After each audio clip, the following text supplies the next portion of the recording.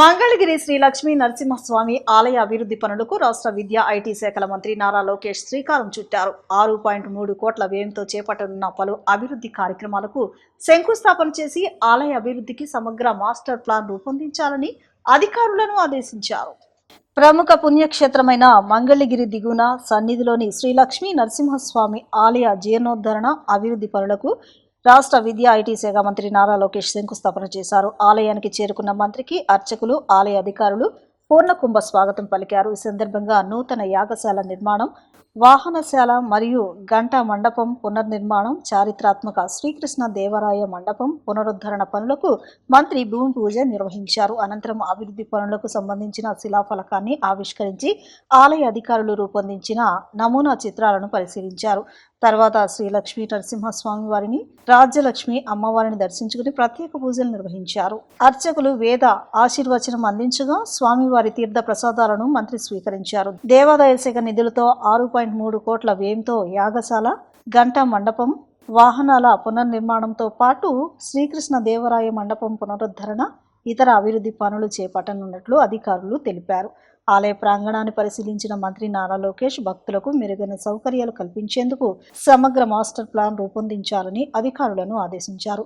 ఆలయ సంప్రదాయాలకు అనుగుణంగా అభివృద్ధి పనులు చేపట్టాలని, భక్తులకు ఎలాంటి అసౌకర్యం కలగకుండా దర్శన ఏర్పాట్లు చేయాలని సూచించారు. అలాగే నిత్య ప్రసాదాల పంపిణీపై ప్రత్యేక చర్యలు తీసుకోవాలని ఆదేశించారు. పుష్కరిని పరిశీలించిన మంత్రి పలు సూచనలు చేయడంతో పాటు ప్రజల నుంచి అర్జీలు స్వీకరించారు. అనంతరం స్థానిక ప్రజలు, పార్టీ నాయకులు భక్తులతో కలిసి ఫోటోలు దిగారు. స్వర్ణాంధ్ర వికసిత్ భారత్ @2047 దార్శనికతకు అనుగుణంగా కేంద్ర రాష్ట్ర ప్రభుత్వ పథకాలు సరికొత్తగా రూపుదిద్దుకుంటున్నాయని జిల్లా collector doctor G Lakshmisha, Mylavaram శాసనసభ్యులు వసంత వెంకట కృష్ణ ప్రసాద్ అన్నారు. ఇందులో భాగంగా అమల్లోకి వచ్చిన వీబీజీ రామ్జీతో శ్రమజీవుల ఉపాధికి సరికొత్త భరోసా లభిస్తోందని చెప్పారు. జీకొండూరు మండలం చెవుటూరులో జిల్లా నీటి యాజమాన్య ఆధ్వర్యంలో జరిగిన బీవీజీ రామ్జీ ప్రారంభోత్సవ కార్యక్రమంలో కలెక్టర్ లక్ష్మీష, శాసనసభ్యులు వసంత వెంకట కృష్ణ ప్రసాద్ పాల్గొన్నారు. బండ్లవాగు ఫీడర్ ఛానల్ అభివృద్ధి పనులను ప్రారంభించారు. పనులు ప్రారంభించిన అనంతరం జీకొండూరు కమ్యూనిటీ హాల్ వద్ద జరిగిన కార్యక్రమంలో కలెక్టర్ లక్ష్మీష, శాసనసభ్యులు వసంత వెంకట కృష్ణ ప్రసాద్ పాల్గొన్నారు. కార్యక్రమం సందర్భంగా కలెక్టర్ లక్ష్మీష మాట్లాడుతూ గ్రామీణ కుటుంబాల ఆర్థికాభివృద్ధి, జీవనోపాధి భద్రత, గ్రామాల్లో మౌలిక సదుపాయాల కల్పనకు వీబీజీ రామ్జీ పథకం దోహదం చేస్తుందన్నారు. ఈ కార్యక్రమంలో భాగంగా గ్రామ స్థాయిలో ప్రజల భాగస్వామ్యంతో అవసరాలను గుర్తించి ప్రణాళికాబద్ధంగా అభివృద్ధి పనులు చేపట్టనున్నట్లు చెప్పారు. ఈ పథకం ద్వారా ఉపాధి హామీ పని దినాలను 100 నుంచి 125 రోజులకు పెంచడంతో పాటు రోజువారీ వేతనాన్ని 307 నుంచి 312కు పెంచడం ద్వారా గ్రామీణ శ్రామిక కుటుంబాలకు అదనపు ఆర్థిక భరోసా కల్పిస్తున్నట్లు పేర్కొన్నారు. గ్రామీణ ప్రాంతాల్లో మౌలిక సదుపాయాల అభివృద్ధితో పాటు భూగర్భ జలాల పెంపునకు కూడా ఈ కార్యక్రమం ఉపయోగపడుతుందన్నారు. సమాజానికి, గ్రామానికి, శ్రామికులకు కూడా ఈ పథకం వల్ల ఎంతో ప్రయోజనం ఉంటుందన్నారు. అర్హులైన వారికి జాబ్ కార్డులు అందించడంతో పాటు పూర్తి స్థాయిలో వేతనాలు లభించే పనులు చేపట్టి అవి జరిగేలా చూడనున్నట్లు కలెక్టర్ లక్ష్మీష పేర్కొన్నారు. జీరామ్జీ ప్రోగ్రామ్ లాంచింగ్ జరిగింది. మైలవరం కాన్స్టిట్యున్సీలో గౌరవ ఎమ్మెల్యే గారితో కలిసి ఈరోజు ఇక్కడ మేము కూడా పాల్గొన్నాము. దీని ముఖ్య ఉద్దేశం ఏంటంటే, మీకు అందరికీ తెలిసి ఇంతకుముందు ఎంజీఎన్ఆర్జీఎస్ ఉండేది. ఇప్పుడు జీరామ్జీలో కొన్ని అదనంగా అడ్వాంటేజెస్ లేబర్స్కి కూడా వస్తుంది. దాంట్లో ఇప్పుడు ఇందాక కేవలం సంవత్సరానికి 100 రోజులు మాత్రమే ఉండేది పని దినాలు, ఇప్పుడు 125 రోజులు పెంచడం జరిగింది. అలాగే ఇప్పుడు వేజ్ కూడా 307 రూపాయలు ఉండేది 312 రూపాయలు అయ్యింది. సో అట్లాగే రకరకాల వర్క్ చూసుకుంటే 300 పైబడి వర్క్స్ ఇప్పుడు గ్రామంలో మనం చేసుకోవచ్చు. మౌలిక సదుపాయాలు కావచ్చు, లేదా వాటర్ కన్జర్వేషన్ కావచ్చు, అలాగే లైవ్లీవుడ్ వర్క్ చేయడానికి కూడా అవకాశం ఇచ్చారు. ఇది ఒక మంచి ప్రోగ్రాము. దీనివల్ల సమాజానికి మెరుగు పడుతుంది. అలాగే అనేక వర్కులు మన ఊర్లో చేసుకోవచ్చు. ఇది గ్రామానికి మంచిది, అలాగే లేబర్స్కి మంచిది. ఓవరాల్ భూగర్భ జలాన్ని కూడా కాపాడడానికి జీరామ్జీ కార్యక్రమము ఉపయోగపడుతుంది. కాబట్టి ప్రతి ఒక్కరు ఈ కార్యక్రమాన్ని పాజిటివ్గా ముందుకు తీసుకెళ్ళి ఎవరైతే ఇంకా ఎక్కువ మంది దీంట్లో పనిచేయాలనుకుంటున్నారో వాళ్ళకి కార్డ్స్ కూడా ఇవ్వడానికి అవకాశం ఉంది. ఇంకా ఎవరు పని చేయాలనుకున్నా కూడా ఎలిజిబిలిటీ వాళ్ళకి కార్డు కూడా ఇచ్చే కార్యక్రమం జరుగుతుంది. కాబట్టి దీన్ని ప్రతి ఒక్కరు పాల్గొని ఈ కార్యక్రమాన్ని దిగ్విజయం చేయాలని కోరుకుంటున్నాను. గ్రామీణ ప్రజలకి ఉపాధి చూపించే దాని కోసం ఏర్పాటు చేసిన ఈ వీబీజీ రామ్జీ కార్యక్రమం ఈరోజు జీకొండూరు మండలం చెవుటూరు గ్రామంలో కలెక్టర్ గారు నేను కలిపి ప్రారంభించడం జరిగింది. ఒకప్పుడు 100 రోజులు ఉన్న ఉపాధి ఈ రోజున 125 రోజులకు పెంచడం కేంద్ర రాష్ట్ర ప్రభుత్వాలు ప్రతిష్టాత్మకంగా తీసుకొని భారతదేశంలో ఈ కార్యక్రమాన్ని పెద్ద ఎత్తున పని దినాలు కల్పించే దానికోసం ఆంధ్రప్రదేశ్ తొలి ముందు వరుసలో ఉన్న రాష్ట్రాల్లో ఒకటి. ఎందుకంటే గతంలో కేంద్ర ప్రభుత్వ కాంట్రిబ్యూషన్ ఎక్కువ ఉండేది. ఈరోజు రాష్ట్ర ప్రభుత్వం కూడా పెద్ద ఎత్తున 40% దాదాపుగా కాంట్రిబ్యూషను రాష్ట్ర ప్రభుత్వాన్ని కూడా ఇస్తా 100 రోజులు 105 రోజులు 307 రూపాయలు 312 రూపాయలు పెంచి ఇంకా మెరుగైన రీతిలో దీన్ని తీర్చిదిద్దారు. గ్రామాల్లో ఉన్నటువంటి పనులు చాలా రకాలు వాళ్ళు గుర్తించి భూగర్భ జలాలు పెంచేటట్టుగా లేకపోతే అట్లాగే డొంక రోడ్లు బాగు చేయటం రకరకాల కార్యక్రమాలు చేస్తూ ఉన్నారు. కాలువలు, వాగులు, వంకలు, చెరువులు ఇవన్నీ కూడా తప్పకుండా దీన్ని అందరూ సద్వినియోగపరచుకోవాలని తెలియజేస్తాను. Thank you. అమరావతి రాజధానిపై వైఎస్ జగన్మోహన్ రెడ్డి చేసిన వ్యాఖ్యలతో వైఎస్ఆర్ కాంగ్రెస్ పార్టీ మరింత ప్రజాదరణ కోల్పోయే పరిస్థితి చేరుకుందని తూర్పు నియోజకవర్గ ఎమ్మెల్యే గద్దె రామ్మోహన్ విమర్శించారు. ప్రజల సంక్షేమమే కూటమి ప్రభుత్వ ప్రధాన లక్ష్యమని, ముఖ్యమంత్రి సహాయ నిధి ద్వారా అర్హులైన ప్రతి కుటుంబానికి ఆర్థిక సహాయం అందేలా చర్యలు తీసుకుంటున్నామని ఆయన పేర్కొన్నారు. తూర్పు నియోజకవర్గంలో 18వ డివిజన్ రాణిగారి తోట 4 రోడ్ల కూడలిలో నిర్వహించిన ముఖ్యమంత్రి సహాయ నిధి చెక్కుల పంపిణీ కార్యక్రమంలో ఎమ్మెల్యే గద్దె రామ్మోహన్ పాల్గొన్నారు.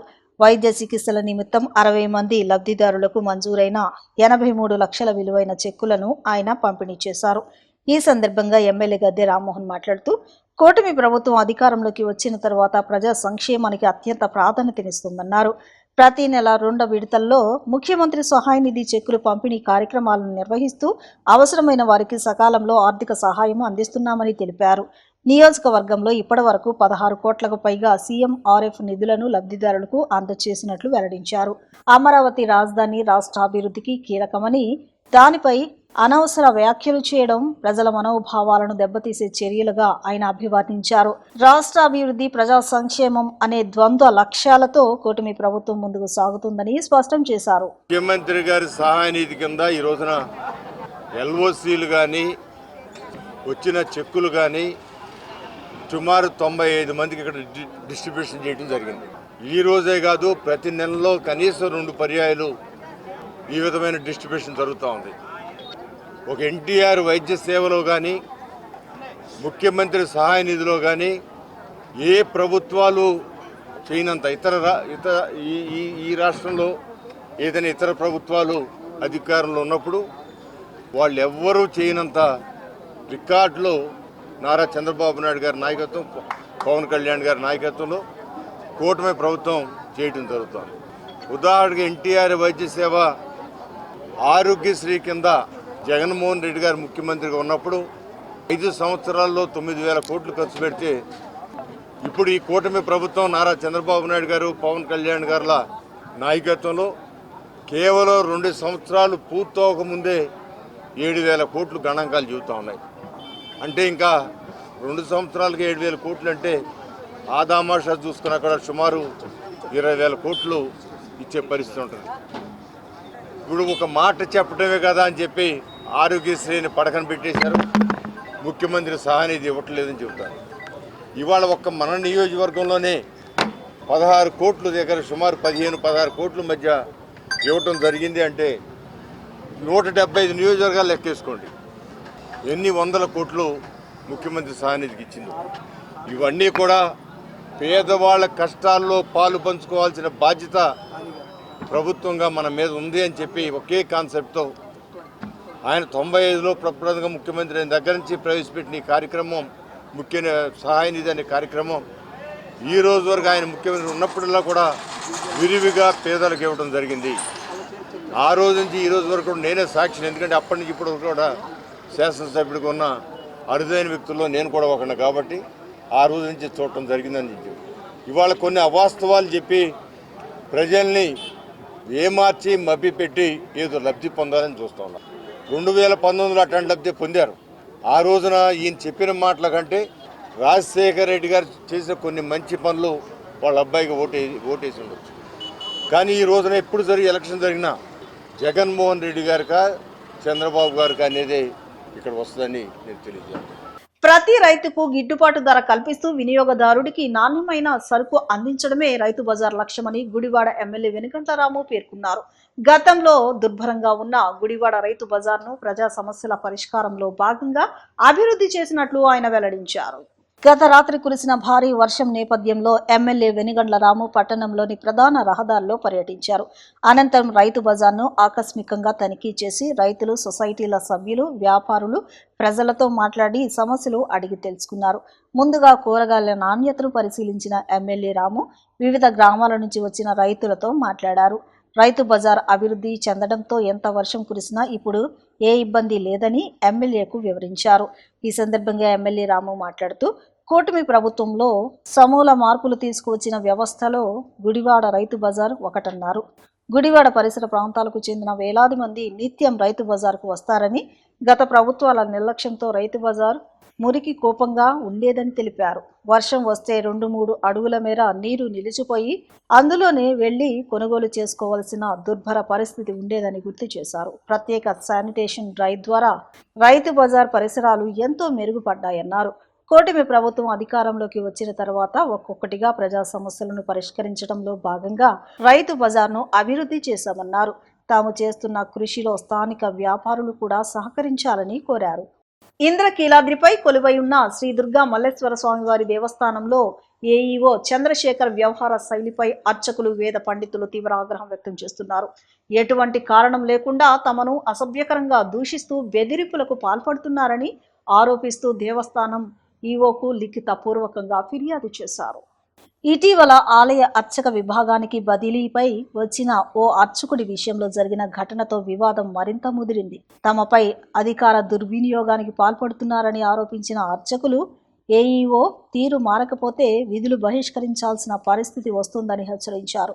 ఈ వ్యవహారంపై ఫిర్యాదు అందుకున్న దేవస్థాన అధికారులు విచారణ చేపట్టి తగిన చర్యలు తీసుకుంటామని తెలిపారు. గత 21 సంవత్సరాల నుంచి పాఠశాల ప్రారంభం నుంచి ఒక చంద్రశేఖర్గా ఊళ్ళో వైదిక విధులు వైదిక కమిటీ వారి యొక్క కనుసన్నల్లో, ఈవో గారి కనుసన్నల్లో ఏ విధమైన ఇబ్బందులు లేకుండా నేను విధులను నిర్వర్తిస్తున్నాను. ఈ 21 సంవత్సరాల్లో వారికి నొప్పి కలిగించే విధంగా అధికారులు ఏది చెబితే అది, వైదిక కమిటీ వారు ఏది చెబితే అదే చేస్తున్నాను. ఒక 4 సంవత్సరాలు నాకు రిలీవర్ లేకుండా కంప్లీట్గా దేవస్థానంలో పాఠశాల ఉన్నప్పుడు పగలో రాత్రి ఉదయం నుంచి రాత్రి వరకు రిలీవర్ లేకుండా 4 సంవత్సరాలు నేను ఒక్కనే విద్యార్థుల్ని చూస్తూ ఉన్నాను. తర్వాత నాకు రిలీవర్ని ఇచ్చి ఈవో గారు అలా కాలక్షేపం చేస్తున్నారు. వైదిక ధర్మానికి కట్టుబడి అన్నీ చేస్తున్నాం. ఈరోజు 29 నాకు ఈ మధ్యకాలంలో దేవస్థానంలో విధులు మార్చడం వల్ల నేను ఇక్కడ విధులు చేస్తున్నాను. ఆ విషయం అందరికీ తెలుసు. పైన ఎస్టాబ్లిష్ వారికి అందరికీ తెలుసు. పాఠశాల ఏఈఓ గారు శేఖర్ చంద్రశేఖర్ గారు మరి తెలియదన్నట్టుగా నాకు చెప్పారు.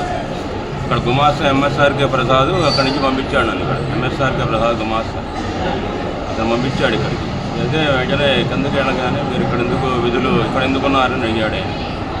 ఎందుకున్నారంటే నేను ఇలా విధులు మార్చారంటే మీరు ఇక్కడ ఉన్నానికి వీలేదు, ఊళ్ళో కనబడడానికి వీలేదు, నాకు పాఠశాల కండి అని దుర్భాషలు ఆడారు. వైదిక కమిటీ వారిని కూడా ఆయన వాళ్ళెవరు మాట్లాడి ఆర్డర్ పాఠశాల అంటే రిలీజియస్ స్టాఫ్ అంటే ఎక్కడైనా ఉపయోగిస్తారు. మామూలుగా వైదిక కమిటీ వారు ఎక్కడైనా రిలీజియస్ సిబ్బంది కాబట్టి ఇక్కడ చేస్తున్నాం. అంటే వైదిక కార్యక్రమాలు ప్రస్తుతం నాకు పల్లకీ సేవను ఉదయం 3 లక్షలు మాట్లాడుతున్నాను.